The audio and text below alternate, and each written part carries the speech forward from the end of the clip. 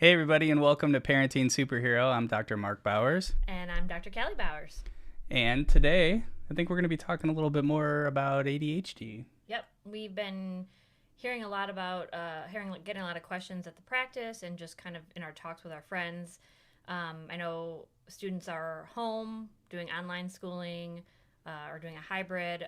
So some ADHD stuff is definitely kind of coming to parents, I think, understanding a little bit more in terms of seeing things at home. So we thought Yeah. we'd talk about that a little bit more specifically.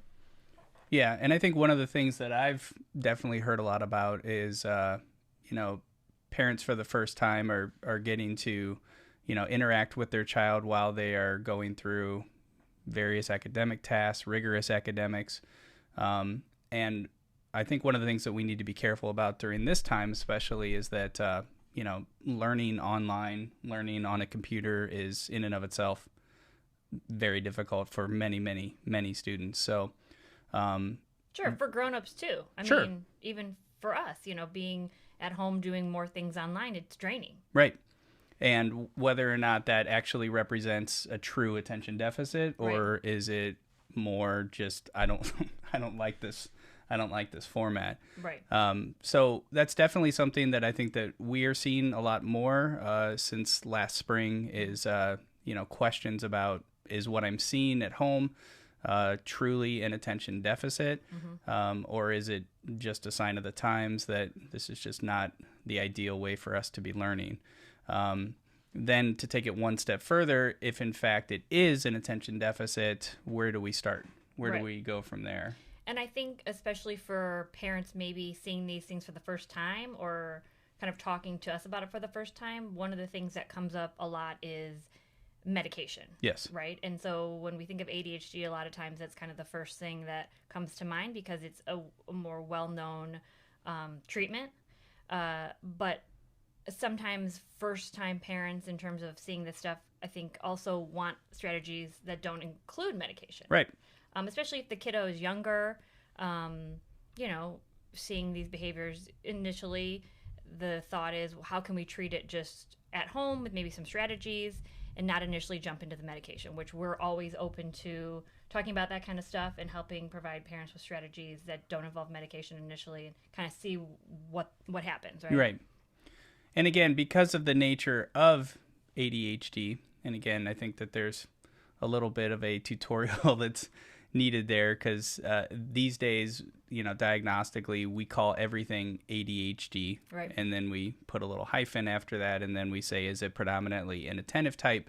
Is it predominantly hyperactive impulsive type, or is it a combined? Back in the day, we used to kind of say ADD versus ADHD. So if you hear us just saying ADHD, it could mean any of those. Maybe if it'd be easier for for the audience, we can call it ADD versus ADHD. But regardless, the treatment of choice, or at least the most effective treatment, typically, depending on the severity of the ADHD, is medication. That Right. doesn't mean that that's right for everyone, though. And so my preference is always to do what we can behaviorally. But part of that depends on the age of the child as well. So if it's somebody that's not getting screened until, for some reason, maybe fifth grade or up, sometimes those are kids that have already been struggling and suffering. And sometimes, too, we get sort of backed into a bit of a corner depending on the timing of the, diagnosis, because if things are already hitting the fan at school and we're already getting far behind, we may not have the luxury of 6 months Trying to implement trying to do behavioral the strategies behavioral intervention. and start, right, Yeah. right. With the younger kids, you can start that. And actually, if you are going to do behavioral intervention, it's actually better to do that before medication. We see better results from that. Interestingly, if you start medication and then try behavioral strategies, they tend to not work as well. It doesn't necessarily mean they're not working, but part of it is that it's difficult to kind of measure the success of that based on whatever's going on medication-wise. So in the event that you're curious about attention deficit in your child, obviously, first step is to, when in doubt, check it out. Go and talk to your primary care doctor, talk to your insurance panel, and see about getting in to see someone that can diagnose that.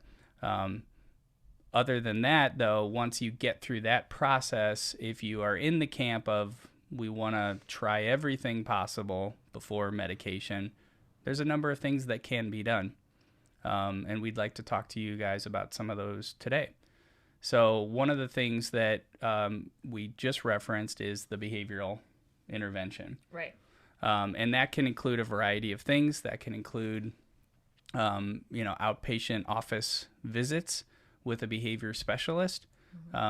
Partly, though, age-wise, it really kind of depends, and it depends on the motivation of the individual who is doing, the intervention. Right. If it's an older child who's stressed out and frustrated and recognizes that they need help with time management, organization, study skills, we can certainly just pounce right on that. When it's younger kids, though, when they lack that self-awareness, then that becomes a challenge. And so sometimes for the younger kids, it's really behavior management through mom and or dad or whoever the, guardian is, in order to kind of assist them in what are the best strategies to be able to help. And one of the things that I like to talk to a lot of families about, and maybe you can jump in on this a little bit, is the morning routine and the evening routine tend to be on school days. Challenging. Really challenging and really tricky. Even for kids who take medicine, those are challenging times because it takes about 45 minutes typically for, the average stimulant medication to start to kick in. And so you're trying to get up and get dressed and get all the morning routine done, get packed up and get ready to go, whether to get on the bus or, get a ride to school, whatever it may be. So, being able to have a really good game plan and a consistent routine, I think, is key.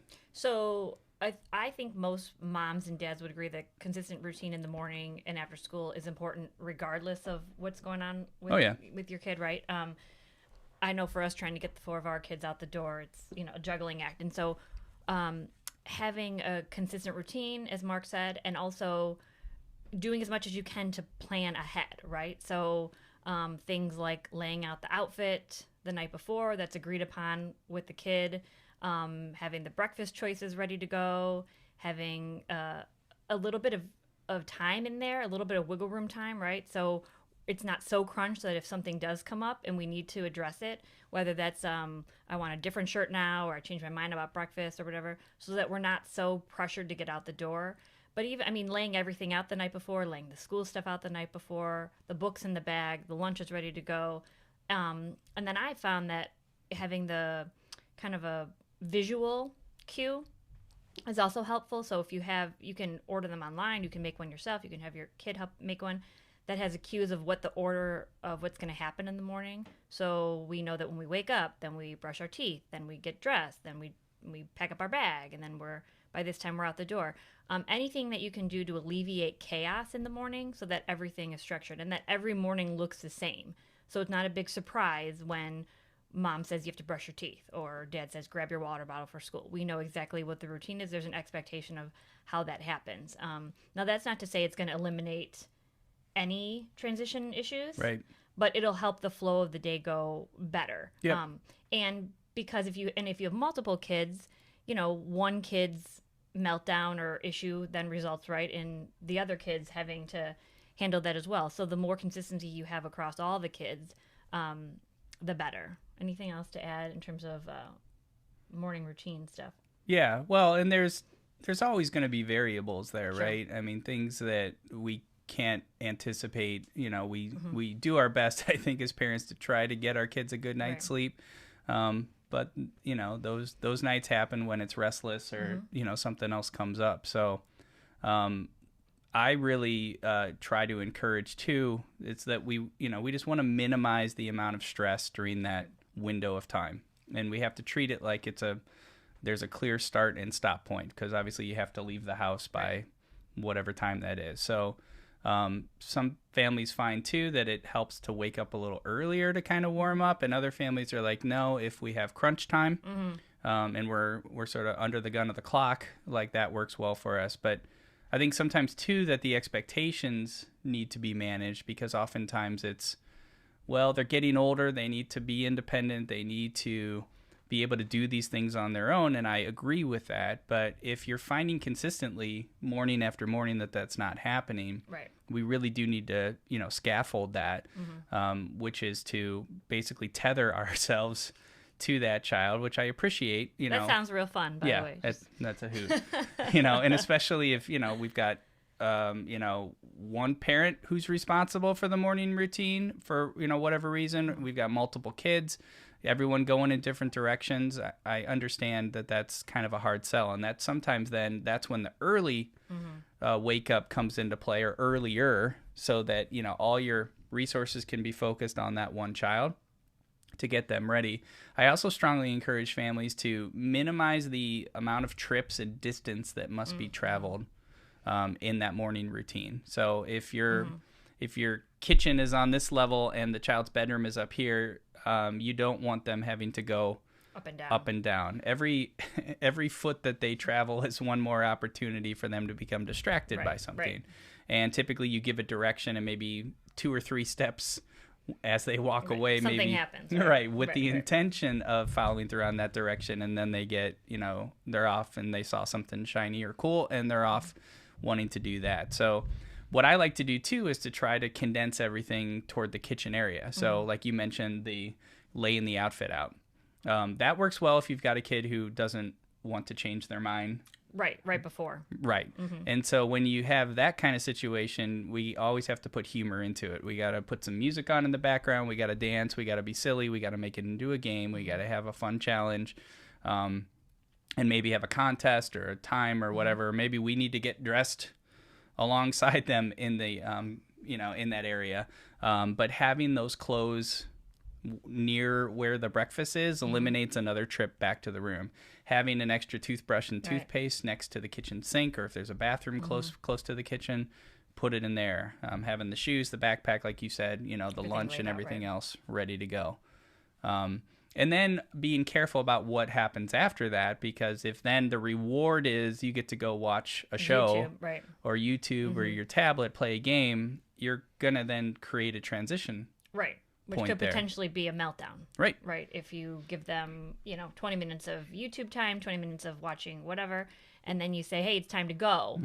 We have to then be prepared for what that's going to look like. Because what you're doing there is you're moving the child from a highly preferred and desirable activity to a non-preferred. Right. I mean, who wants to give up watching YouTube to go to school? Right, and go out here in Michigan, go out in 14-degree weather cold, and stand and wait for the bus, or go get in a cold car, or I mean, whatever. As a grown-up, I pick YouTube. YouTube? I'm just saying. I'm just going to throw it out there. Well, if you can't beat them, join them. Exactly. So the question, though, is then how do you make that transition? Right.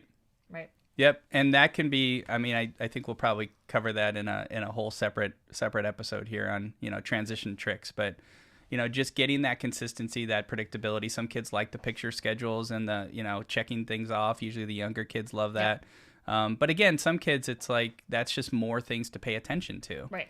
And so. And sometimes too, you're battling over a picky eater, and you're battling over breakfast time and what we're gonna have. And so, sometimes we just have to have those small choices of things that are generally preferred to be able to kind of work through, and then have them kind of go through that sequence.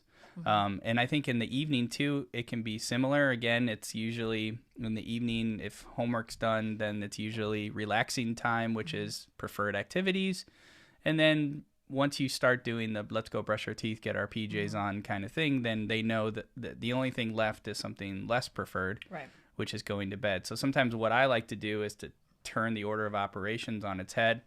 Once we've brushed our teeth and gotten our pajamas on, then we can do the preferred activity for a set amount of time. And then we can do kind of the sort of calm down, which is our, just kind of, cuddling together, reading a story, playing a quiet game, just to try to let the brain kind of level off those, dopamine levels and try to get itself into sleep zone. The other thing important about the after school period of time is that, the kids have just been at school kind of keeping it together, focusing on things. Yep. And so when they get home, different kids are going to have different desires in terms of what that protocol looks like. So some kids obviously are like let's get home, do the homework, get it done so I can focus on another activity. Other kids need a period of kind of recovery Yeah, before absolutely. they can, delve into that. So I think it's important to note that not all kids are the same, and even within the same family, Right. right? Different kids are going to have different wants and needs. So understanding kind of what works for your kid Yep. and what's going to be the most kind of create the most calm environment within the home Right. after school, right? So Yeah, and that recovery period can include melting down, right, sure, can include tantruming, right, and it's never nice to be greeted at the end of the day with that. But if it's consistent enough, at least you can anticipate it, right, and it's predictable, and we can kind of work on creating a way to sort of rage responsibly is how I like to call it. And to anticipate that, easier said than done if you happen to be doing the pickup and you've got all your other kids in the car and the meltdown, and sometimes you have to kind of negotiate. I've noticed that this is when you like to decompress is the moment that you get in the car. But we got to work on just kind of keeping it together for that extra 5 or 10 minutes or however long it takes to get home. right. And then this is where you can go and what you can do in order to express that. And we can check in about anything that's gone on that you weren't happy about. And sometimes we can even coordinate with the school to have some sort of decompression time at the end of the day before they sort of cut them loose. And sometimes that can just be caloric too. I mean, it can be blood sugar levels, depending on when a lot of kids, they eat lunch at early 10:45 or 11, or and then depending on if there's no snack in the middle of the day, or are they allowed to have snacks? Right. Usually seems like all kids come home just ravenous. Yep. So And if that's a child that's on medicine, their appetite has been suppressed all day since breakfast time. And so they might have picked at their lunch a little bit, but then you start to see that sort of hangry monster come out. And if you're giving the med at the same time every day, it's pretty consistent. And so what I usually advise families of is like figure out what that time is when they start to rumble and rage, and try to back it up about an hour and then get something in their system. Cheese stick. Travel with a snack. Yep, granola bar. Always in the car, have something for those hangry times, whether it's you as a parent or your kid. Yep, have an applesauce pouch or just something, even like sitting on the seat. Yep. Waiting for them when they get in the car, or if they ride the bus, throw it in their backpack. Yep. So another thing that is, I don't want to call it controversial, but that some families, when they're faced with that kind of dilemma of do we want to do medicine or not, one thing that I usually talk to families about is caffeine. Right.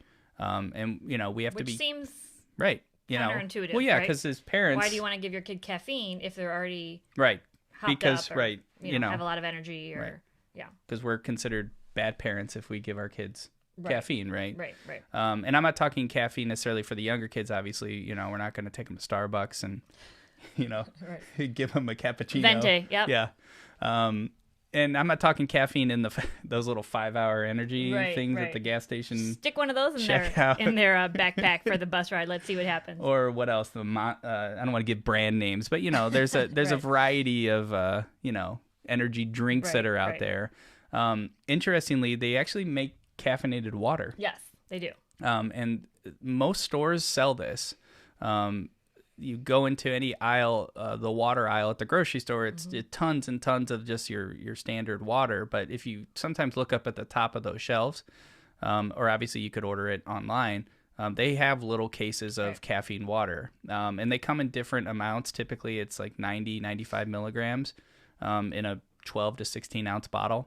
A lot of older kids really enjoy that too. Even if they're taking meds, they will pour an entire bottle of that into their water bottle that they carry around with them all day, and they kind of laugh and joke about it and like sip it during the really boring Bueller the Bueller lectures. But for younger kids, you can experiment with that too. You want to do it in kind of little doses and moderation, but because of that paradoxical effect, if you give a stimulant medication to someone who's hyperactive, it counteracts that and it brings it down. So for a lot of kids who are hyperactive or restless or impulsive, caffeine actually slows them down. Right. Same as a stimulant. So for kids who are inattentive, caffeine can actually enhance and sharpen focus.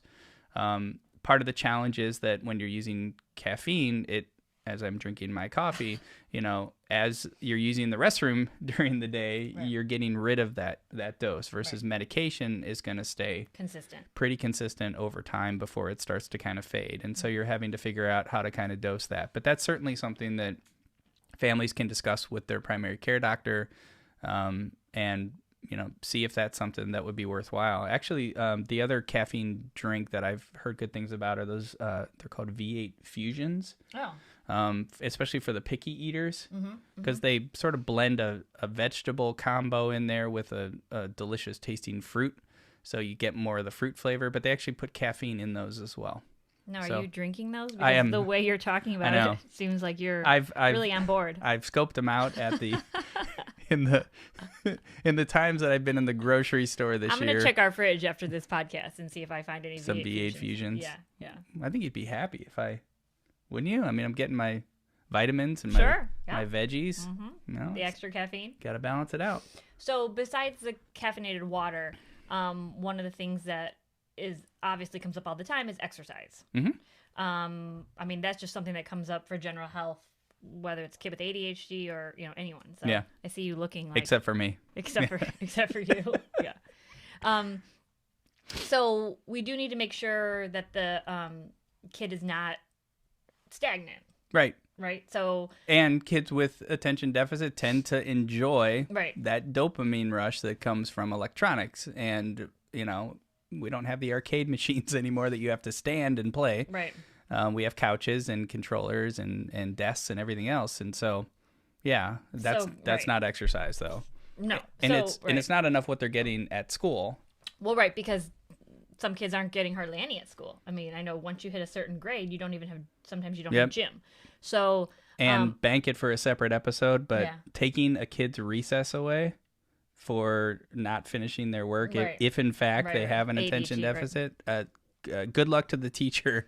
Who gets that kid back for the rest of that day, who did not let them go out and sort of burn that off. So we have to come up with different ways to kind of burning the that. energy is very important.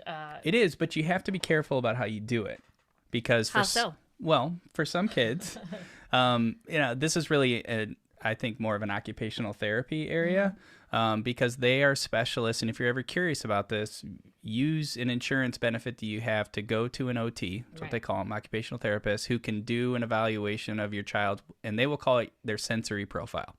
So how do they react to different stimulus? Are they hyperactive, or are they more hypo-reactive, where it takes a lot of energy to get the hypo-reactive kid going?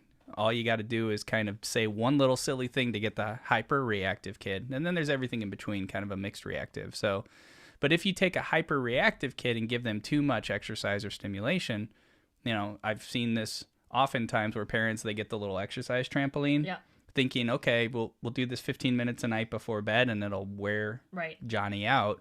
Which does not work. After 15 minutes, Johnny's ready to go for another. Ready to hop in the MMA cage and, go to work.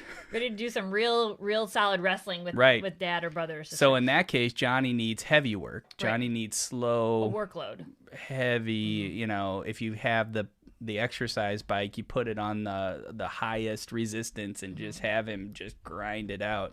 Or, you put on you fill a backpack with heavy hardcover textbooks, and have him just kind of do a certain amount of laps around the house. And again, scaffold, so you may have to go with him, but that could be a whole separate video as well. But I think the important thing to point out is that there are differences, is what we're saying, that not every kid needs to run a mile before bed, that we need to figure out what is the sensory profile first, before we can indicate kind of what strategy might be best for that kid. Right. And so if your kid is doing a lot of exercising or physical play before bedtime, and you're seeing an adverse reaction, right? Then let's rethink it. A little bit, right? And I think that most parents I talk with that are raising a child who isn't more on the hyperactive end, they want their child to have less exercise during the day, to not hang off the garage door as it's opening up, or jumping on the furniture or the couches, or running all over the place.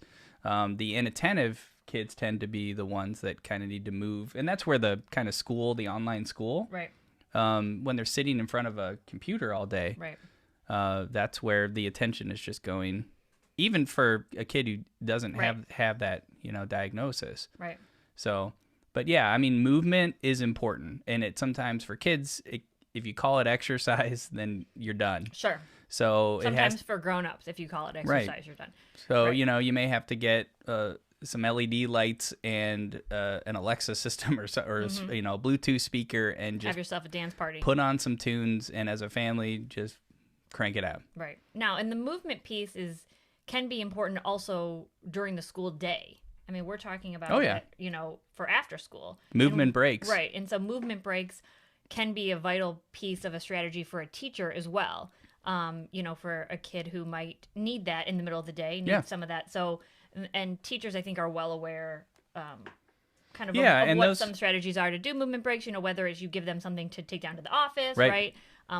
Whether you just tell them to go get a drink of water, anything. I know they have, I don't know if they're called movement hallways or sensory hallways now. And unfortunately, because of COVID, it's a little bit harder to do this kind of stuff. But in a pre-COVID or a post-COVID, things that the school puts in the hallway where you're kind of jumping from thing to thing or putting your hands in certain spots. And that can be really helpful for students who might just need a little, again, a 5 minute, a 3 minute, a 2 minute, a 1 minute, just get up. Even if it's within the classroom, even if you don't want to disrupt by getting them out of the classroom, doing something in the classroom can be helpful. So not only after school, but also how can you structure their day in a way that helps them get that need met? Yep. Movement breaks are key. And those can often, too, you don't necessarily always need a formal support plan in school. Yep. Because those don't cost the school any money.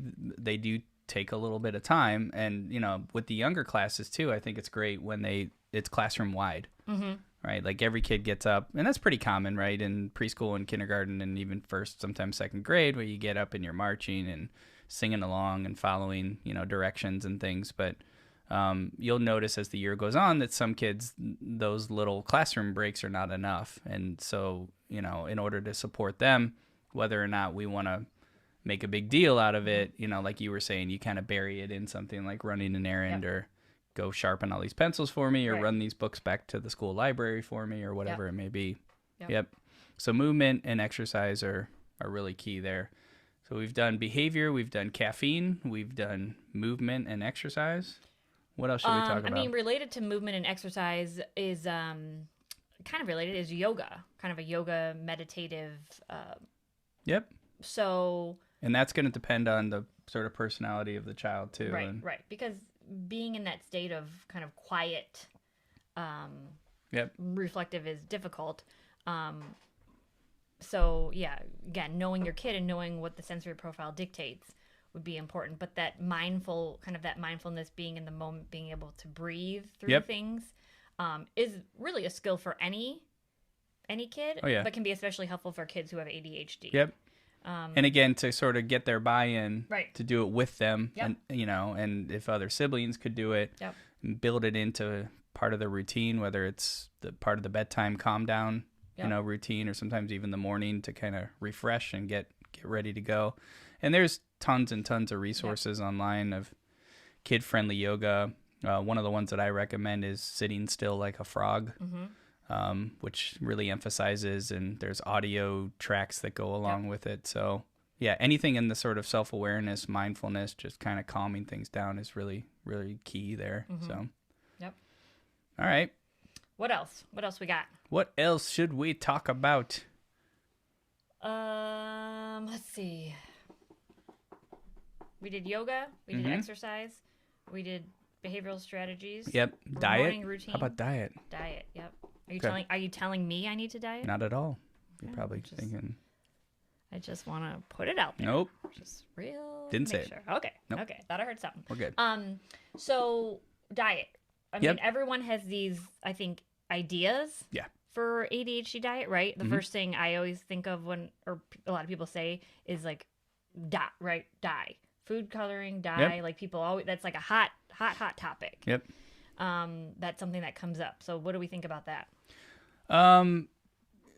Anecdotally, yeah. I mean, there are plenty of kids out there. I mean, you can just go Go to any birthday party, Yep. and after the cake and ice cream. After I mean, the that's icing. Yep. and it surprises me all the time that the families do that, and then they do the presents. I mean, I've always advocated for cake and ice cream right leading up to the point that parents come and pick them up. Yeah. I think most kids advocate for that too. Yeah. So, get them jacked up. It's like what aunts and uncles always do, right? Or, grandparents. They jack the kids up and then drop them off. So, So for every kid, you don't necessarily have to assume that that's an issue and strip all of that out of anyone's diet. I think it's more of a trial and error kind of approach. And so when families ask me about that, I usually advise, again, in line with the caffeine water, another kind of creative way to kind of think about this is go to your, local store or gas station, get a pack of Twizzlers, right? Does it have to be Twizzlers? Well, they're the most delicious, I think. The red. I mean, I was going to say licorice. I would rather do Swedish Fish. Okay. All right. That's in the same category. Just saying, I feel if you're going to put Swedish Fish and Twizzlers up against each other. Okay. So if the child has a preference, the Twizzlers make the little ones too that you can peel. It gives it a little bit of variety there. It's fun. So, and start there. Right. Do a scientific experiment. No other foods, no other drinks. Just, let's do maybe one piece of licorice or 2 or 3 Swedish Fish, and then wait and see what happens. Right. And if you see a huge reaction, then obviously you're onto something, and sometimes it's useful to see how long that lasts for. But yeah, and then you got to start to then be careful because there's some foods that have little bits of dyes and things in them that aren't necessarily going to cause the same kind of challenges. reaction. But yeah, certainly the red dyes get probably the worst rap. And artificial coloring is in so many things too. You just want to kind of figure out what that balance is and how big of an issue is it before you completely take it out of the child's diet. And a lot of kids are going to be picky eaters anyway. So, the more that we're limiting them, that can definitely be more of a challenge. But, and we may see more sort of carb craving, which again, trying to feed that sort of energy of the brain because the brain is working so hard all day long. And you see more of that kind of carb eating types of behavior. And a lot of young kids aren't going to want to eat fish or seafood. Right. There is some promising data out there that shows that omega-3 fatty acids and those can be supplemented easily. Those can be somewhat helpful, but again, we're up against neurobiology here. Right. I mean, we are up against neural pathways that have sort of taken over and are behaving in a way that's either causing the person to be more on the inattentive side, more on the hyperactive side, or some combination of both. And so, sometimes it is a little bit like, what do they say, taking a knife to a gunfight? Is that I think that's a thing. I don't know who they are. Who's they? But yeah, who says that? Okay. One of our 4 children. Trying to heal a bullet hole with a Band-Aid. Right. Does that one work? I feel like they're both good. It's a lot of gun references. Well, it's heavy violence on this podcast. Need to go check that out. I didn't know about that. Yeah, we're gonna have to get it's gonna get flagged. Gonna get the mature rating. Right. Here we go. So, but try what you can. Right. Sure. I mean, there are plenty of things to try because at least then if you do end up going through all of these interventions, and I like one at a time so you can kind of measure and see what's helping and what's not. Right. If one doesn't work, it doesn't mean you did it wrong or you're a terrible failure.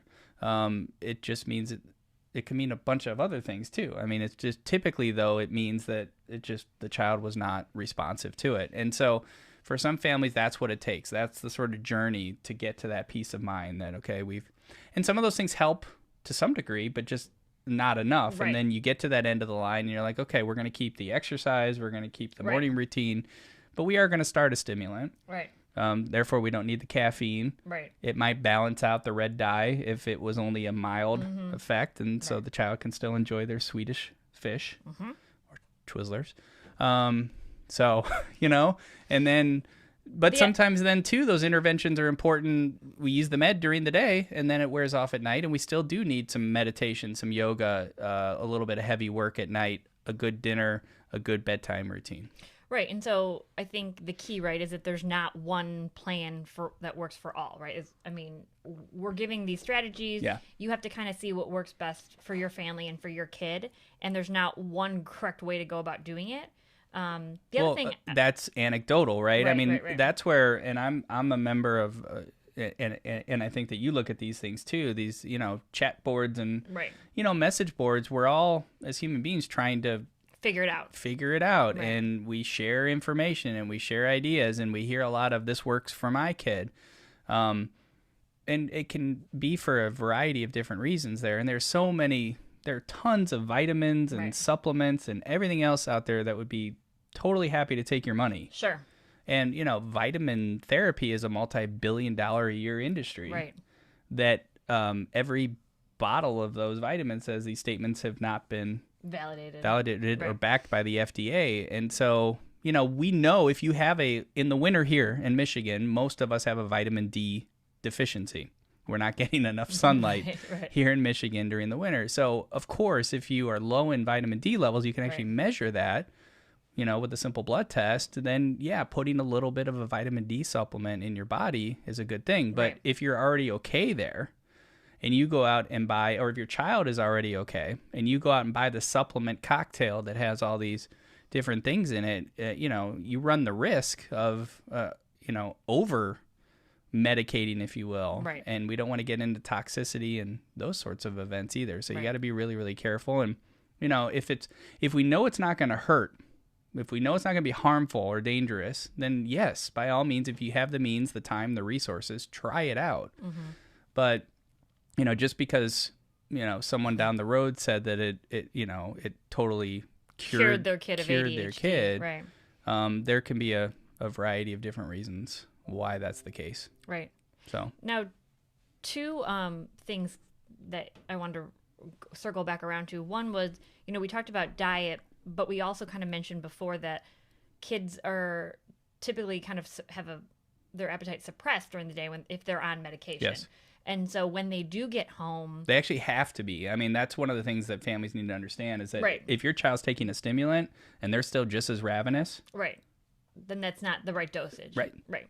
So when they get home and they're going through that period of time, that's the time when we do want them to eat. Right.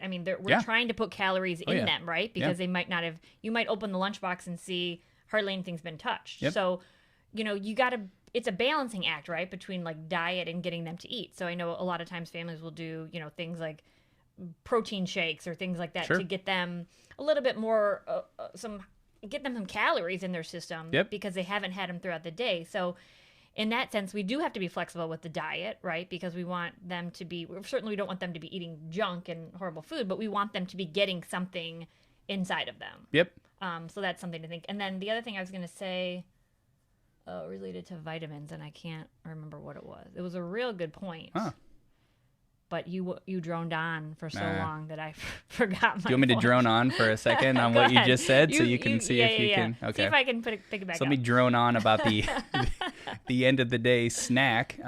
So once that sort of crash, well, it isn't always a crash, but once then the med is worn off, then the appetite comes back. And so, we want to be a little bit more lenient when it comes to what the sort of snack rules are. Let the child graze and have enough snacks and eat a good dinner. And then if they need to snack again, after dinner hours. And if you're worried about, weight loss or sort of weight stagnation where they're not kind of keeping up with their growth curve, a lot of times too, pediatricians that I'm working with are recommending a nice, big, delicious bowl of ice cream right before bed and let those calories just sit so that the energy's not getting burned off, and you can definitely make up for it there. So pediatricians are recommending that. Is your doctor recommending that for you? A large bowl of ice cream. I'm just wondering if that's why we're seeing that consistently in our family, or. Well, it was a combination because I have a very special kind of need. So mine is a bowl of ice cream with whipped cream and chocolate sauce, a drumstick, and a fudge brownie. I'd like to see the prescription for that.